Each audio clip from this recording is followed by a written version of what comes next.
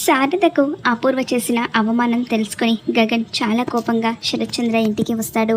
ఇక అక్కడికి రాగానే శరత్చంద్ర అపూర్వ అని గగన్ గట్టిగా అరుస్తూ ఉంటాడు. గగన్ అలా కోపంగా రావడంతో శరత్చంద్ర చేతిలో గన్ పట్టుకొని ఏంట్రా అని ఇక గగన్ని షూట్ చేయబోతూ ఉంటాడు. శరత్చంద్ర అలా షూట్ చేస్తూ ఉంటే గగన్ పక్కకు తప్పుకుంటాడు.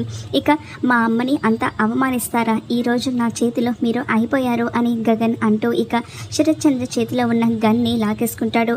అలా లాగేసుకునేసరికి అపూర్వ శరత్చంద్ర ఇద్దరు కూడా షాక్ అయిపోతూ ఉంటారు. గగన్ శరత్చంద్ర చేతిలో ఉన్న గన్ని లాక్కొని శరత్చంద్రకు ఇక గన్ గురిపెడుతూ ఉంటాడు. అపూర్వ భయంగా శరత్చంద్ర వెనకాల దక్కునే ఉంటుంది. ఇంతలో చెర్రీ అక్కడికి వచ్చి వద్దన్నయ్య ప్లీజ్ అన్నయ్య అని గగన్ని పక్కకు లాగే ప్రయత్నం చేస్తూ ఉంటాడు. ఇంతలో కృష్ణప్రసాద్ కూడా అక్కడికి వచ్చి వద్దు గగన్ అని ఇక ఇద్దరు కూడా గగన్ని ఆపుతూ ఉంటారు.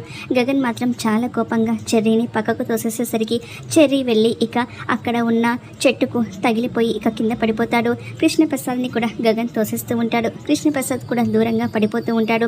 ఇక నా తల్లికి జరిగిన అవమానమే ఈరోజు మీ మీద ప్రతీకారం తీర్చుకోబోతున్నాను అని గగన్ అంటూ ఉంటాడు. ఇక గగన్ అలా గన్ గురి పెట్టేసరికి ఇక అందరు కూడా భయంగా ఉండిపోతూ ఉంటారు.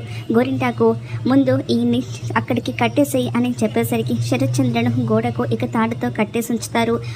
ఈ గన్ను పేలిస్తే ఒక్క నిమిషంలో ప్రాణం పోతుంది, కానీ నాకు కావాల్సింది అది కాదు. మా అమ్మకు ఏదైతే అవమానం జరిగిందో ఈ అపూర్వకు కూడా అదే విధంగా అవమానం జరగాల్సింది అని గగన్ అనేసరికి శరత్చంద్ర షాక్ అయిపోతూ ఉంటాడు. ఇక శరత్చంద్ర ఏం మాట్లాడకుండా మౌనంగా ఉండిపోతాడు. అపూర్వ ఇక మోకాల మీద కూర్చొని తన కుంకుమను తనే తుడిపేసుకుని తన చేతికి ఉన్న గాజులను తనే పగలగొట్టుకొని ఇక తన మెడలో ఉన్న తాళిబొట్టు తీయబోతూ ఉంటే గగన్ ఇక అలానే చూస్తూ ఉంటాడు.